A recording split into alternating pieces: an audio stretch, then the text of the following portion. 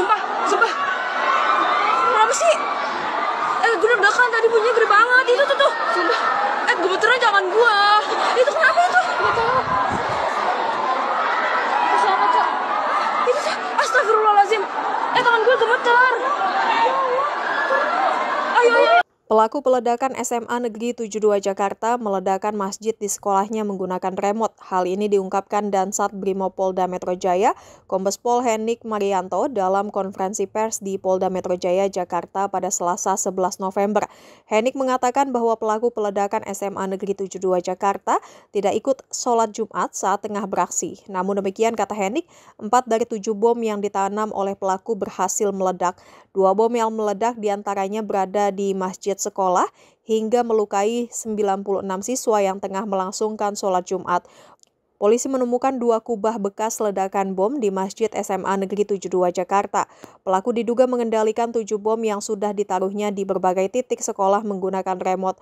Usai peristiwa ledakan terjadi, polisi menemukan remote atau pengendali bom di ruang Taman Baca SMA Negeri 72 Jakarta. Jadi kata Henik, polisi menemukan 7 bom di TKP di mana 4 meledak dan 3 masih aktif, namun berhasil diamankan polisi.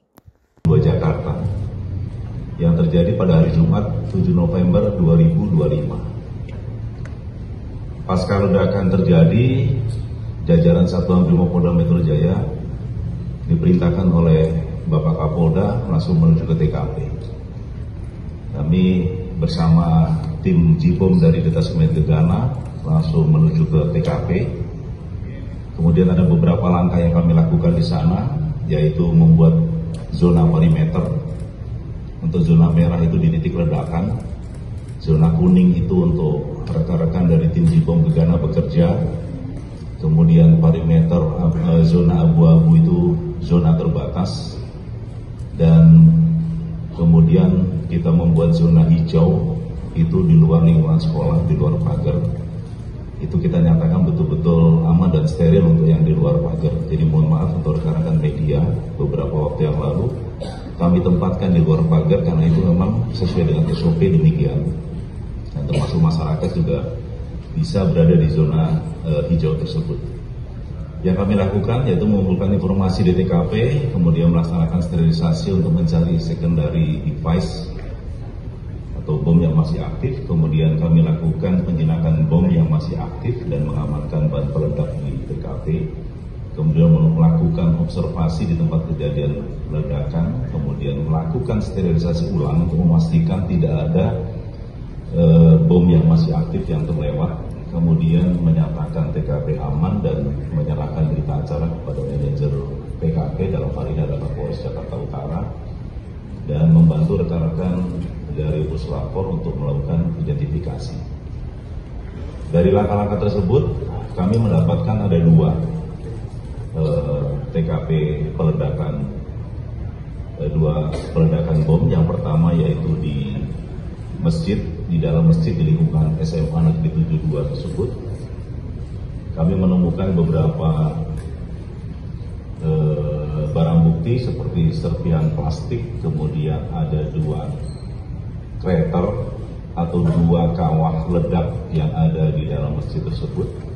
Kemudian kami temukan paku, kemudian ada juga potongan tas, kemudian ada switching rocker dan seterusnya yang berkaitan dengan benda yang diledakkan oleh terduga. Namun yang perlu kami sampaikan kepada rekan-rekan media, di sana ada 2 kreator, artinya ada 2 kawah ledak yang kami temukan di TKP. Berarti kemungkinan diduga memang ada 2 bom yang diledakkan di dalam masjid. Kami juga menemukan electric mesh, di situ berfungsi sebagai inisiator. Kemudian ada papan PCB dan switch rocker yang tadi kami sudah sampaikan, dan ada baterai A4 dengan daya 1,5 volt, berarti kalau 4 baterai berarti ada 6 volt. Kalau receiver itu sudah terbongkar menjadi serpihan, itu dengan daya 6 volt, sama dengan baterai baterai yang digunakan 6 volt. Kemudian untuk bahan peledak atau eksplosif yang kami temukan dengan menggunakan alat Rigaku yang kami punya, itu terdeteksi potasium klorat yang digunakan oleh terduga, dan ini mungkin lebih lengkap nanti dari rekan-rekan puslapor untuk bahan kimia lain yang menyertai di bahan utama tersebut. Kemudian ada serpihan plastik, itu kalau kita rekonstruksi itu sama bentuknya dengan jerigen plastik sebesar 1 liter. 1 liter. Kemudian ada shrapnel berupa paku itu ada paku baja dan paku seng yang ada payungnya seperti itu, yang berada berserakan di dalam masjid. Dari beberapa barang bukti kita analisis bahwa power yang digunakan oleh terduga itu dengan menggunakan 4 buah baterai, 4. Kemudian inisiatornya adalah electric mesh, kemudian eksplosifnya mengandung potasium klorat, kemudian switchingnya menggunakan receiver yang dikendalikan dengan remote. Nah, namun remote tidak kita temukan di dalam masjid. Kemudian casingnya itu jerigen plastik 1 liter dan kemudian shrapnelnya paku. Dapat disimpulkan untuk di TKP pertama di masjid bahwa berdasarkan material ditemukan, rangkaian tersebut adalah rangkaian bom aktif dengan menggunakan remote. Hal tersebut disesuaikan dengan ditemukannya 4 buah baterai transmitter dan bagian receiver yang menggunakan daya 6 volt. Jadi antara power dengan receiver itu ada kesesuaian dayanya 6 volt. Kemudian di TKP 1 tadi sudah kami sampaikan ditemukan 2 crater atau 2 kawah ledak. Itu dimungkinkan terdapat 2 bom yang sudah meledak di dalam masjid. Kemudian dampak ledakan berupa overpressure dan shrapnel paku yang mengakibatkan banyak korban yang terluka.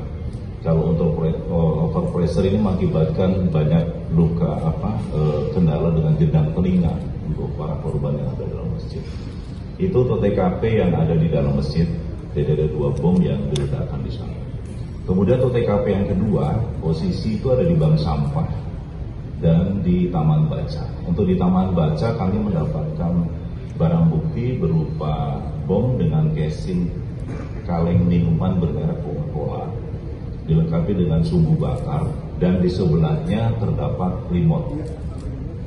Jadi berdasarkan temuan tersebut, analisa kami bahwa terduga pelaku itu meledakkan posisi yang bersangkutan tidak di dalam masjid, karena remote kami temukan di Taman Baca. Kondisi masih aktif untuk bom tersebut. Kemudian untuk di bank sampah kami menemukan ada 4 bom, 2 yang sudah diledakkan dan 2 yang masih aktif. Kami lakukan X-ray dan tidak terdapat rangkaian elektronik di dalam bom yang di bank sampah. Bom yang di dalam bank yang terdapat kami temukan di bank sampah tersebut menggunakan casing pipa ukuran 3/4 mm dengan panjang kurang lebih sekitar 20 cm. Itu untuk yang 2 sudah meledak. Itu namun tidak sempurna meledaknya, jadi tutup casing yang meledak, namun casing pipanya tetap utuh, dan 2 yang masih aktif sudah kita karena kami tahu tentang cara teman-teman dari Jibom untuk melakukan pembongkaran bom secara manual karena tidak ada rangkaian elektronik, sehingga kami temukan di sana. Untuk powernya adalah sumber api, inisiatornya itu sumbu bakar, firework. Jadi kalau tidak dibakar ya bom itu tidak meledak. Namun yang 2 itu dibakar oleh terduga pelaku. Kemudian eksplosifnya sama, menggunakan potasium klorat. Switchingnya itu inisiasi waktu, jadi tergantung panjang pendeknya sumbu.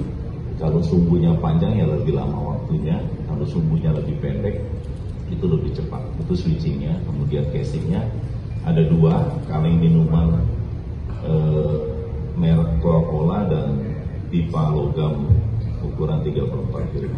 Dapat kami simpulkan bahwa berdasarkan material yang ditemukan, aktivasi bom menggunakan sumbu api.